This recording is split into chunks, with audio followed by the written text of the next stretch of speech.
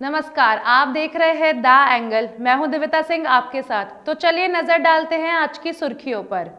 राष्ट्रपति रामनाथ कोविंद ने किया शौर्य का सम्मान। अभिनंदन वर्धमान को वीर चक्र से किया सम्मानित। मंत्रिमंडल पुनर्गठन के बाद विधायकों में दिखी नाराजगी। विधायक दयाराम परमार ने सीएम गहलोत से चिट्ठी लिख पूछी मंत्री बनने की योग्यता। रामलाल शर्मा बोले 13 विधायकों में से किसी को भी नहीं बनाया मंत्री। बसपा के 5 विधायकों में भी उभर रही नाराजगी। रेनवाल में आयोजित हुआ मुफ्त मोतियाबिंद जांच शिविर। 201 लोगों की हुई जांच, 86 लोगों को भेजा गया अस्पताल। राष्ट्रपति रामनाथ कोविंद ने राष्ट्रपति भवन में सैन्य पुरस्कार दिए। इनमें 27 फरवरी 2019 को एक पाकिस्तानी F-16 लड़ाकू विमान को हवाई युद्ध में मार गिराने वाले ग्रुप कैप्टन अभिनंदन वर्धमान को भी राष्ट्रपति ने वीर चक्र से सम्मानित किया। वहीं नायब सूबेदार सोमवीर मेजर विभूति शंकर ढोंडियाल को मरणोपरांत शौर्य चक्र से सम्मानित किया, जबकि कोर ऑफ इंजीनियर्स के सैपर प्रकाश जाधव को मरणोपरांत कीर्ति चक्र से सम्मानित की।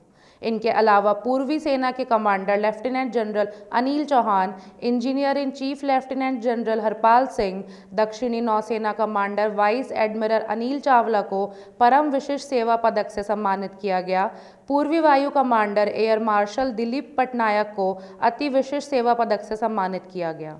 संसद के आगामी सत्र से पहले पश्चिम बंगाल की मुख्यमंत्री ममता बनर्जी दिल्ली में फिर खेला करने की तैयारी में है। आज शाम ममता दिल्ली में विपक्ष के कई नेताओं से मुलाकात करेगी। इस दौरान मोदी सरकार को घेरने के लिए वह रणनीति भी तैयार करेगी। इसके अलावा त्रिपुरा के मुद्दे पर धरना देने के लिए टीएमसी के 15 सांसद भी दिल्ली पहुंच चुके हैं। बता दें कि त्रिपुरा में तृणमूल कांग्रेस की राज्य सचिव सयानी घोष की गिरफ्तारी के बाद से भाजपा और टीएमसी के बीच तकरार लगातार जारी है। तृणमूल कांग्रेस आरोप लगा रही है कि भाजपा त्रिपुरा में उनके बड़े नेताओं की रैली नहीं होने दे रहे हैं। पुलिस सूत्रों ने कहा कि अभिषेक की अगरतला में एक रैली आयोजित करने की योजना थी, जिसे कोविड के वर्तमान हालात को देखते हुए अनुमति नहीं दी गई। मानहानि मामले में बॉम्बे हाईकोर्ट के फैसले से पहले एनसीपी नेता नवाब मलिक ने एक और बड़ा धमाका किया। उन्होंने एनसीबी अधिकारी समीर वानखेड़े के खिलाफ लगाए गए आरोपों को और पुख्ता करने के लिए ट्विटर पर वानखेड़े के निकाह की फोटो साझा की है। नवाब मलिक का दावा है कि यह फोटो एनसीबी अधिकारी नवाब मलिक के निकाह की है। दरअसल कुछ दिन पहले मलिक ने समीर वानखेड़े पर मुस्लिम होने के आरोप लगाए थे। उन्होंने कहा था कि समीर वानखेड़े मुस्लिम पैदा हुए थे। उनका पूरा नाम समीर दाऊद वानखेड़े है, लेकिन उन्होंने अपने धर्म को छुपाकर आरक्षण का लाभ लेते हुए गलत तरीके से नौकरी हासिल की। राजस्थान में मंत्रिमंडल पुनर्गठन के बाद सीएम के 6 सलाहकार भी नियुक्त किए गए। इनमें कांग्रेस विधायकों में डॉक्टर जितेंद्र सिंह, डॉक्टर राजकुमार शर्मा और दानिश अब्रार को जगह दी गई है, जबकि निर्दलीय विधायकों में रामकेश मीणा, बाबूलाल नागर और संयम लोढ़ा को मुख्यमंत्री गहलोत का सलाहकार बनाया गया। इसे लेकर विधायक संयम लोढ़ा ने मुख्यमंत्री गहलोत, कांग्रेस प्रदेश प्रभारी अजय माकन और पार्टी शीर्ष नेतृत्व का आभार जताया। जानकारी के मुताबिक इन सभी सलाहकारों को भी मंत्रियों की ही तरह वेतन भत्ता, कक्ष जैसी सुविधाएं दी जाएगी। साथ ही 3 सलाहकारों को कैबिनेट और 3 सलाहकारों को राज्य मंत्री का दर्जा दिया जाएगा।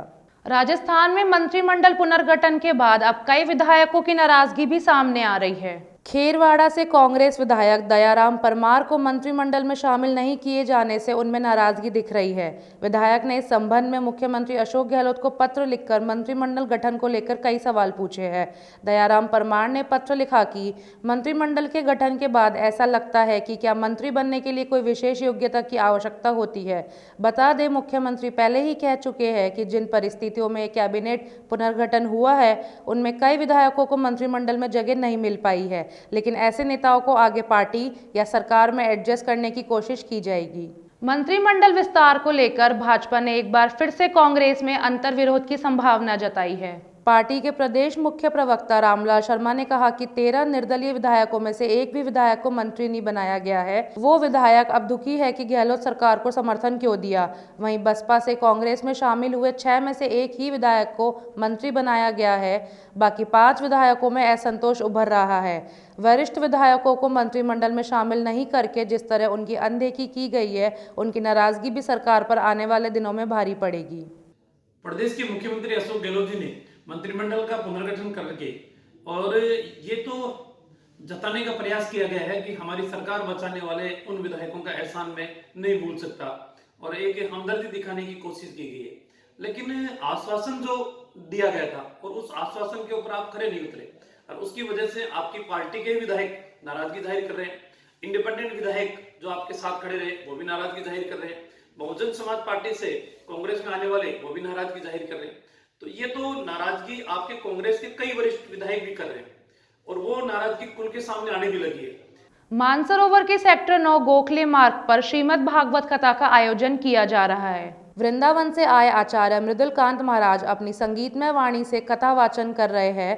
कथा के आयोजक अमरचंद बंटवारा ने बताया कि रोजाना दोपहर 1 बजे से शाम को 5 बजे तक कथा वाचन होता है। 23 नवंबर को राम जन्मोत्सव और कृष्ण जन्म उत्सव मनाया जाएगा। कथा का विश्राम 26 नवंबर को हवन पूजन भंडार के साथ संपन्न होगा। हमारे ट्रस्ट द्वारा दिनांक 19 नवंबर 2021 से तो 26 नवंबर 2021 तक की भागवत कथा का आयोजन किया जा रहा है। ये भागवत कथा समाज को आवंटित भूमि पर ही की जा रही है, और समाज को आवंटित भूमि पर एक भव्य भवन बनाने की प्रयोजन से की जा रही है। 19 तारीख को हमने भव्य कलश यात्रा निकाली थी, बहुत ही शानदार रही। सभी भक्तों ने, समाज बंधुओं ने पूरे जोश खरोश के साथ इसमें भागीदारी की, एवं 2 दिन से कथा चल रही है। ये 26 तारीख को पूरी होगी। कल हमारा भूमि पूजन कार्यक्रम है। जो भव्य भवन हम बनाने जा रहे हैं उसका भूमि पूजन साधु संतों के माध्यम से किया जाएगा। कथा का वाचन आचार्य श्री मृदुलकांत जी शास्त्री वृंदावन धाम से हैं। वो बहुत बढ़िया ढंग से कथा सुना रहे हैं और भक्तों को आनंद विभोर कर रहे हैं। उन्हीं के कर कमलों से प्रमुख समाज बंधुओं की उपस्थिति में, सभी लोगों की उपस्थिति में भूमि पूजन कार्यक्रम होगा। उसके बाद हमारा कृष्ण जन्म का महोत्सव है, फिर नंदोत्सव है, और 26 तारीख को हम इस कार्यक्रम की पूर्णाहुति होगी। रेनवाल के लूनियावास में हुआ मुफ्त मोतियाबिंद जांच शिविर का आयोजन। शंकर आई हॉस्पिटल एवं जिला अंधता निवारण समिति जयपुर के आर्थिक सहयोग से यह शिविर लगाया गया।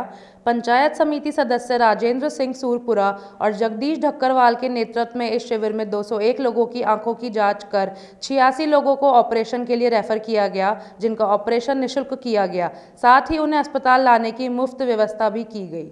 इस बुलेटिन में सिर्फ इतना ही है। अगर आपको हमारा वीडियो पसंद आया हो तो चैनल को सब्सक्राइब करें, वीडियो को लाइक करें और देखते रहे द एंगल।